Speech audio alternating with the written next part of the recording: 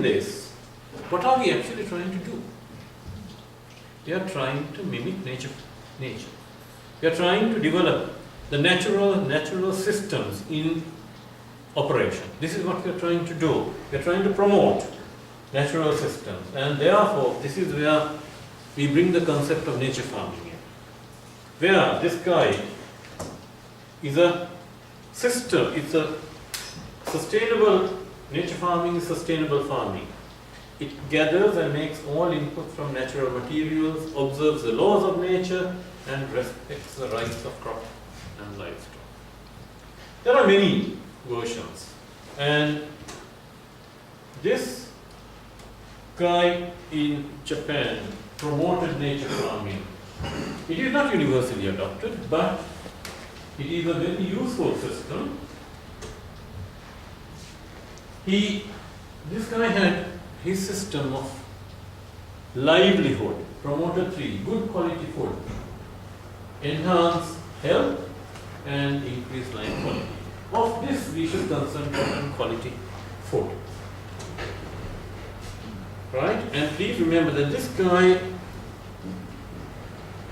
teachings was advocated long before the Green Revolution. It was developed on a holistic basis, addressed the problems of humans at that time, and overcame the problems of traditional organic farming. So, nature farming, and you have a plot here, advocates 5 principles to produce food which can sustain and promote human health, to be beneficial economically and mentally to both producer and the consumer. He looked at not only the consumer but also a way of life to be practical by anyone, to be responsible for an environmental integrity, paying respects to nature, and to be responsible for the production and supply of provisions to meet the food for people. Now these are little, he stated, this is what is important, the last one. Farmers should keep in mind that we can maintain our activities as a result of being a part of nature.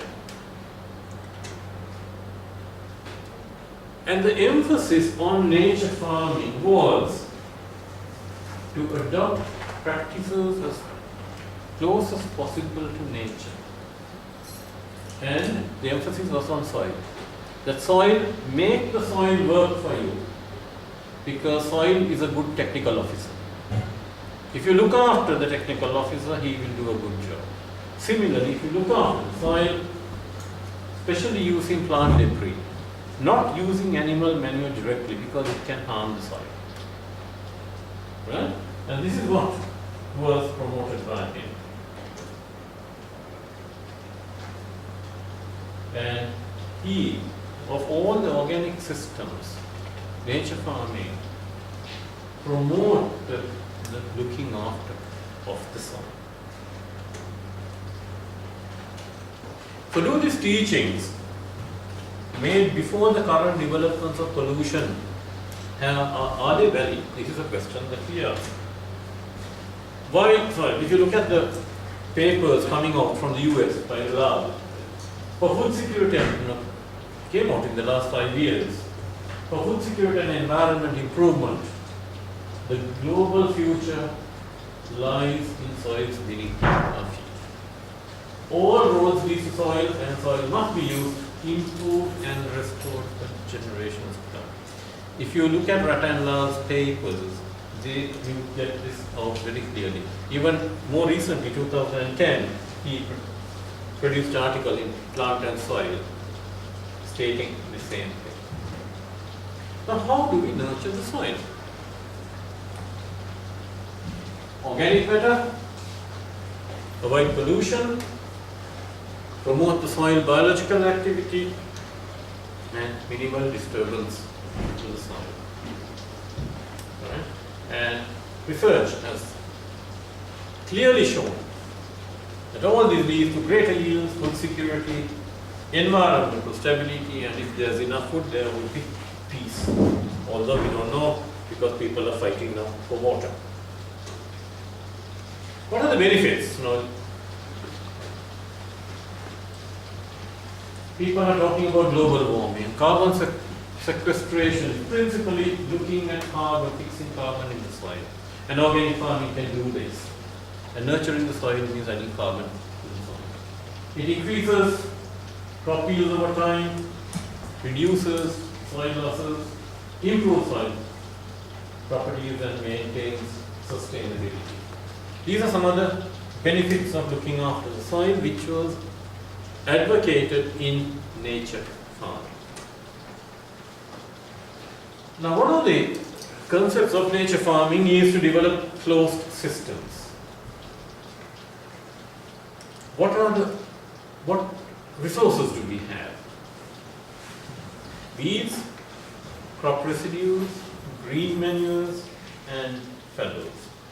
Now, in our situation, fallows are not possible for the mere fact that people have to cultivate as much as possible to get a yield over a year to meet their food requirements.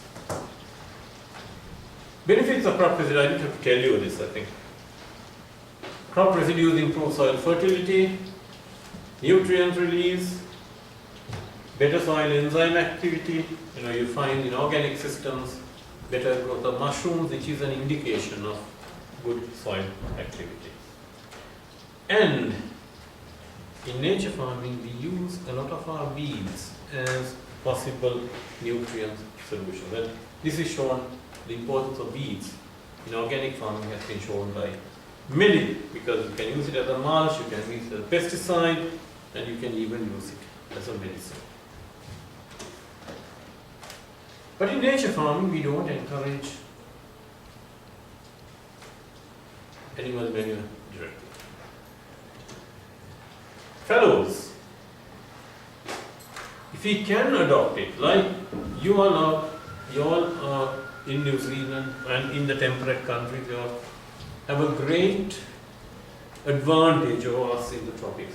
You have a natural fallow in winter. The soil can have a holiday and revitalize itself. In our situation, we can't. Right? So this is important for us. And use of good quality stock and seed. In organic farming, we are now promoting the use of organically grown seed.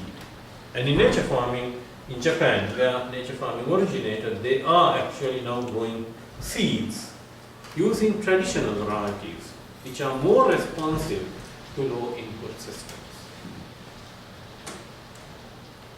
And this is where we blend nature farming into the traditional organic systems by using compost. It is the most valuable resource that organic farming has to maintain soil fertility, and compost.